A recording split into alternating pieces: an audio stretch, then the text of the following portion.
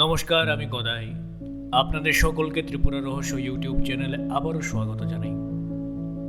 শুরু হচ্ছে প্যাংলা তাপস।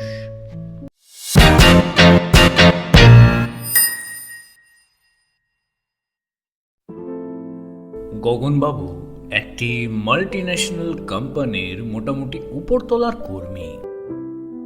যাদবপুরে নিজেদের ফ্ল্যাট, মাস গেলে ইএমআই বাদ দিলে মাঝারি ব্যাংক ব্যালেন্স, কয়েকটা মিউচুয়াল ফান্ড, হৃষ্টপুষ্ট গিন্নি, ফ্যাশনেবল কলেজ পড়ুয়া কন্যা এবং একটি মাহিন্দ্রা কেইউভি। এই হলো মোটামুটি তার সম্পত্তির খতিয়ান। না, বান্ধবী গোছের কেউ নেই, যদিও একটি টক ঝাল মিষ্টি পরকীয়ার ভারী শখ ছিল। তা এখন তো জীবনতরি কিনারার দিকে বাঁক নিয়েছে। এই বয়সে এসে ওসব কি আর হবে? সে যাকে, বান্ধবী না থাকলেও তার সর্বক্ষণের একজন সঙ্গী আছে। সে হলো প্যাংলা তাপস। ছেলেটির নাম তাপস দাস, কিন্তু সে এতটাই রোগা যে তাকে দেখলে মনে হয় যেন হ্যাঙ্গারের গায়ে শার্ট পরানো হয়েছে।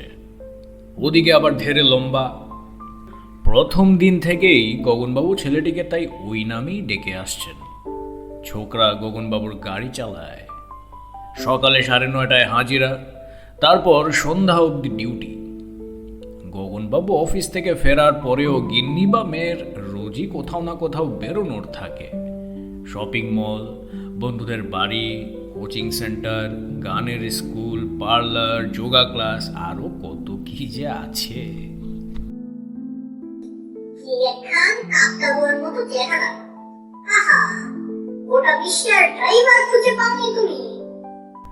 প্রথমবার প্যাংলা তাপসকে দেখার পর গিন্নি খাওয়ার টেবিলে বসে মুখ বেঁকিয়েছিলেন।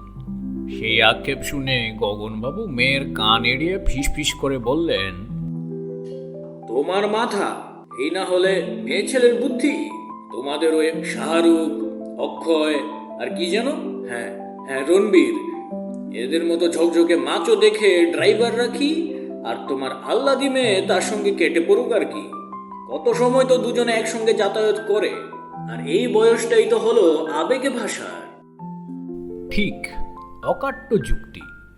গিন্নির এরপর আর কিছু বলার থাকে না। তাছাড়া তাপসের ড্রাইভিংয়ের হাতটিও খারাপ নয়, যদিও গগনবাবুকে সন্তুষ্ট করা মুশকিল।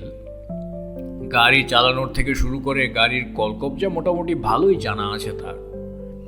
ড্রাইভিংয়ের সময় ছেলেটা সামান্য ভুল ভ্রান্তি করলেই গগনবাবুর ভুরু বিরক্তিতে কুঁচকে উঠে। প্যাংলা তাপসের উদ্দেশ্যে কিছু বাছাই করা গালাগালি আছে তার। সেগুলি হলো, ওহে গর্ধবানন্দ, সামনের ওই অটোটাকে ছেড়ে দিলি কেন? এভাবে চললে আমরা যে বেলা 3টে অফিসে পৌঁছবো। আবার কোনোদিন, এই যে ইডিয়ট, কটায় মিটিং আছে বলেছিলাম, আর এখন কটা বাজে? দিব্যি ভাত খেয়ে পান চিবোতে এসেছো। গগনবাবুর গালাগালির ঠেলায় গিন্নি অতিষ্ঠ। মেয়ে তো বাবাকে বলেই দিয়েছে, বাপি, আমি যখন গাড়ি ইউজ করব তুমি আমার সঙ্গে যাবে না, একদম না। This is absolutely disgusting. মনে মনে ভাবেন গগনবাবু। গাড়িতেও তো সারাক্ষণ কানে হেডফোন, আঙুল টকাটক চলছে মোবাইলের স্ক্রিনে। আমার বচন শোনার সময় কোথায় তোমার মামুনি? কিন্তু না, এগুলো মুখে আনা যাবে না একেবারেই।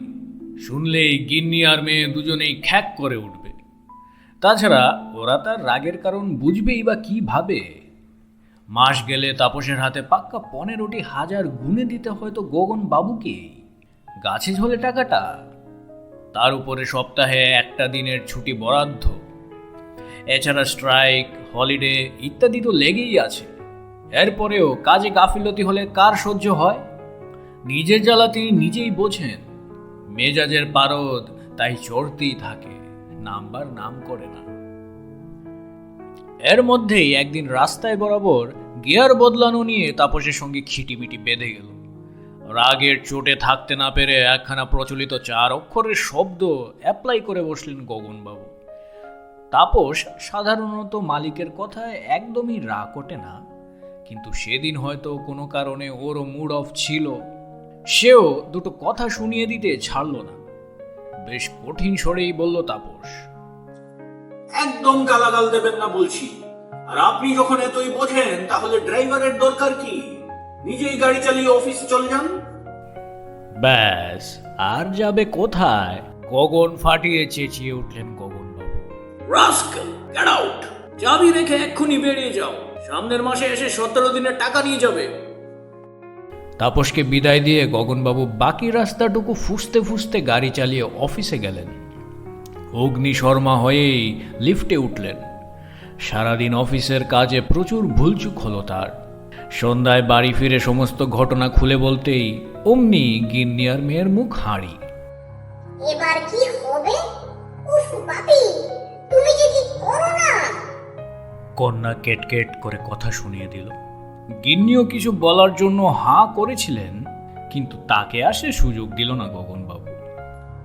ধস, থাম তো। যাও, বাসন্তীকে একটু আদা দিয়ে চা করে দিতে বলো। আরে ভাত ছড়ালে কি আর কাকতাড়ুয়া কাকেরও ভাব? অফিসে মুখার্জিদাকে বলে রেখেছি একটা ভালো ড্রাইভারের খোঁজ দেবে সামনের মাসের মধ্যে। ততদিন একটু ওলা বা উবের ম্যানেজ করে নাও না। কিন্তু কথাতেই আছে, ম্যান প্রপোজেস, গড ডিসপোজেস। মুখার্জিদার আরেকটি ড্রাইভারের খোঁজ দেওয়ার আগে ঘটনার ঠিক 6 মাসের মাথায় বিনা মেঘে বজ্রপাতের মতো গগনবাবুর চাকরিটি নট হয়ে গেল। না, ওর একার নয় অবশ্য। রিসেশনের বাজার, স্বনামধন্য কোম্পানিটি গোটা পৃথিবীতে তাদের 20% কর্মী ছাঁটাই করেছে। ভারতে ছাঁটাই হয়েছে মাত্র 333 জন। গগনবাবু ওই দুর্ভাগ্যদের মধ্যে একজন। সবার প্রথমে যেটা তার মনে এলো তা হলো গাড়িটাকে বেচে দিই। একে তেলের দাম, তার উপর মেনটেনেন্সের খরচা কমানোর চেষ্টা চলছে এখন চারিদিকে। এমনকি গিন্নি অবধি জিমে যাওয়া ছেড়েছেন। অবশ্য মাস পড়তেই ঠিকা কাজের এবং রান্নার লোককে ছাড়িয়ে দেওয়ার পর গিন্নিকে বাড়িতেই যা পরিশ্রম করতে হচ্ছে তা জিমের কসরতের চাইতে কোনো অংশে কম নয়। মেয়েও বেজার মুখে নিজের ব্রেকফাস্ট, টিফিন ইত্যাদি বানাচ্ছে। তারপর আর 5টা সাধারণ মানুষের মতো অটোর লাইনে দাঁড়িয়ে কলেজে যাচ্ছে। ভাবা যায়?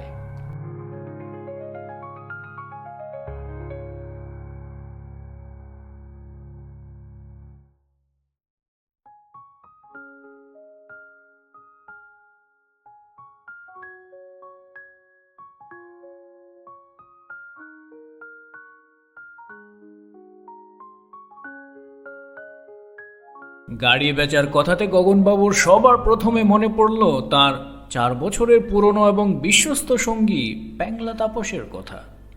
গাড়ি সংক্রান্ত ব্যাপারে প্রচুর খোঁজ খবর রাখে ছেলেটা। না বেচে যদি ভাড়া খাটানো যায় তবে কি প্রফিট বেশি হবে? মাস গেলে কিছু তো টাকার বড় দরকার। যে ব্যাংকের পুঁজি আর কদিন, ও তো আর কুবেরের সম্পত্তি নয়। তাপসের বাড়িটা যেন কোথায় বেহালা ট্রাম ডেপোর দিকটায়, না? 5টা বাজতে না বাজতেই 2বার অটো বদলিয়ে গগনবাবু এসে পৌঁছলেন একটা সরু গলির সামনে।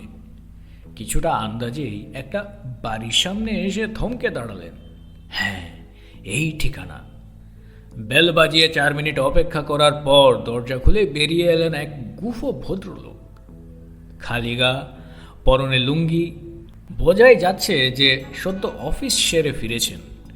মুখে লেপ্টে আছে বিজবিজে ঘামের সঙ্গে চরম বিরক্তি। কাকে চাই? নমস্কার, আমি কি একটু তাপসের সঙ্গে কথা বলতে পারি? তাপস দাস, এই বাড়িতে ভাড়া থাকে না ছেলেটা? তাপস দাস? ওরে বাবা, সে তো এখন লটারি জিতে রাতারাতি কোটিপতি মশাই। এই ভাঙা বাড়িতে সে আর কেন থাকতে যাবে? বাপ মাকে নিয়ে মাসখানেক আগেই সল্ট লেকের ওদিকটায় উঠে গেছে। আপনি কোন তাপসের কথা বলছেন? আরে ড্রাইভার তাপস দাস, খুব রোগা, কালো মতো, আমার গাড়ি চালাতো। জানি রে বাবা, আর কটা তাপস আমার কাছে ভাড়া থাকতো শুনি? আপনি তো দেখছি একটা আস্ত কবে। হ্যাঁ সেই বলুন না, লটারি জিতেছে মাস 5 আগে। লটারি 5 কোটি টাকার বাম্পার প্রাইজ। এখন শুনেছি ছেলেটা গাড়ির ব্যবসায়ী করছে। সল্টলেকে ওর নতুন ফ্ল্যাট আর অফিস, তার আন্ডারে এখন বলে কিনা কত ড্রাইভার। জানো মশাই, আর বকাবেন না, একটু শুই গিয়ে। আবার তো কাল অফিসে ছোটা। আমাদের তো আর লটারি জেতার ভাগ্য নেই। ছাপোষা মানুষ হয়ে জন্মেছি, সারা জীবন ওই 10টা 5টা কলমই পিষতে হবে। আসুন এবার, নমস্কার। কি বললে? বাড়িওয়ালা ভদ্রলোকের চূড়ান্ত বিরক্তি অগ্রাহ্য করে এক গ্লাস জল চাইলেন গগনবাবু। তার বুকের ভিতরটা সাহারা মরুভূমির মতো খা খা করছে। ঢক ঢক করে পরপর 2 গ্লাস জল গিলেও সেই তৃষ্ণা মিটল না। তারপর প্যাংলা তাপসের থুড়ি লটারি জিতে কোটিপতি হয়ে যাওয়া মিস্টার তাপস দাসের অফিসের ঠিকানাটা কাকুতি মিনতি করে জোগাড় করে গগনবাবু জয় মা বলে একটা সল্টলেকগামী চলন্ত বাসের ভরা পেটে নিজেকে কুত করে সাধিয়ে দিলেন।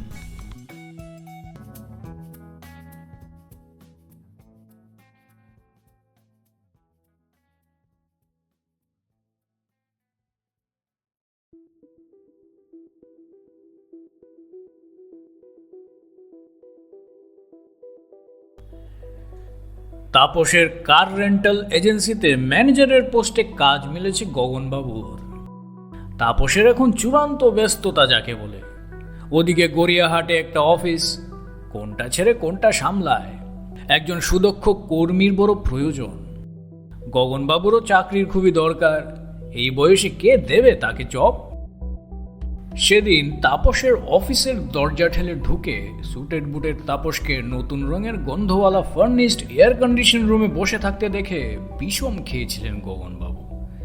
দীর্ঘদিন অভ্যেস নেই। বাসের গাদাগাদি ভিড় ঠেলে গলদঘর্ম হয়ে অতটা পথ ছুটে আসার জন্য মাথাটাও কেমন চক্কর দিয়ে উঠেছিল। ছোকরার কি একটু করুণা হয়েছিল সেদিন তাকে দেখে? কিন্তু তা বলে হারামজাদা পয়সা তো বেশি দিচ্ছে না, মাত্র 15,000 পার মান্থ। একদিকে গাল ভরা নাম অ্যাসিস্ট্যান্ট ম্যানেজার, অন্যদিকে কত রকমের ম্যানেজমেন্টে যে করতে হচ্ছে। এই তো সেদিন একটা পার্টিকে সময় দিয়েও গাড়ি পাঠাতে পারছেন না। কেন?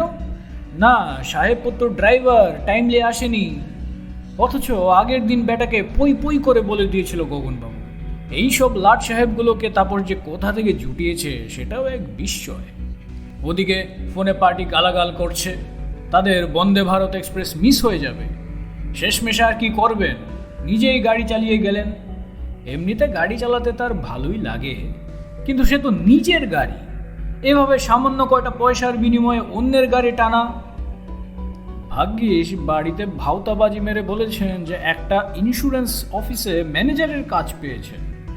ওরা আসল কথাটা জানতে পারলে কেলেঙ্কারি হয়ে যাবে। আজও আবাসী একই গন্ডগোল। কথা দিয়েও সময় মতো আসলো না ড্রাইভার ছোড়াটা। যত সব ওয়ার্কলেস এখানে এসে জুটেছে। অগত্যা কি করবে? সারাদিনের শিডিউলের দিকে এক ঝলক তাকিয়ে অফিসে তালা মেরে গগনবাবু নিজেই গাড়ি নিয়ে বেরোলেন। প্রথমে ধর্মতলা থেকে এক পার্টিকে তুলে নিয়ে এয়ারপোর্টে পৌঁছে দিতে হবে। সেই কথা মতো একটা 12তলা বিল্ডিংয়ের নিচে ফিয়ারটা দাঁড় করাতেই মোবাইল ফোনে কথা বলতে বলতে ভিতর থেকে ব্রিফকেস হাতে একজন রোগা ও লম্বা মতো লোক হনহন করে বেরিয়ে এলো আর পিছনের সিটে বসে ইশারায় তাকে গাড়ি স্টার্ট করার নির্দেশ দিল। গাড়ি চালাতে গিয়ে এতটা নার্ভাস জীবনেও হননি গগনবাবু। বুকটা ভয়ে টিপ টিপ করে উঠল তার। হাত দুটো শক্ত হয়ে চেপটে আছে স্টিয়ারিং হুইলের উপর। শূন্য দৃষ্টি রাস্তায়, সামনে ভয়ানক ট্রাফিক। দুপাশ দিয়ে হুশহাস বেরিয়ে যাচ্ছে বাইক, অটো, প্রাইভেট কার। একটা অটোকে সাইড দেবেন না ভেবেও কিভাবে যেন এটা পাশ দিয়ে কলা দেখিয়ে চলে গেল। মুখ খারাপ করতে গিয়েও সামলে নিলেন উনি। ফোনে কথা শেষ করে গম্ভীর মুখে লোকটা সামনের দিকে তাকিয়েছে। এবার আতঙ্কে প্রায় স্তব্ধ হয়ে গেল গগনবাবুর হৃৎপিণ্ড। কপালের রোগের পাশ দিয়ে টপ টপ করে গড়িয়ে নামছে ঘাম। গাড়ি চালানোর সামান্য ভুল হলেই রেগে মেগে ছেলেটাকে কি কি যেন বলতেন উনি। বড় আনন্দ, না না না না, অন্য কিছু, ননসেন্স, নাকি নাকি আরো খারাপ গালাগালি। আজ সব গুলিয়ে যাচ্ছে কেন। দাঁতের দাঁত চেপে স্টিয়ারিং আঁকড়ে গগনবাবু অপেক্ষা করছেন কখন বোমাটা ফাটবে সেজন্য। আর পিছনের সিটের গদিতে আয়েশ করে ডুবে থাকা গগনবাবুরই ভূতপূর্ব ড্রাইভার তাপস, থুরি প্যাংলা তাপস, আবার নিজের স্মার্টফোনের স্ক্রিনে মুখখানা গুঁজে দিতে দিতে শুধুমাত্র একবার মুচকি হাসল।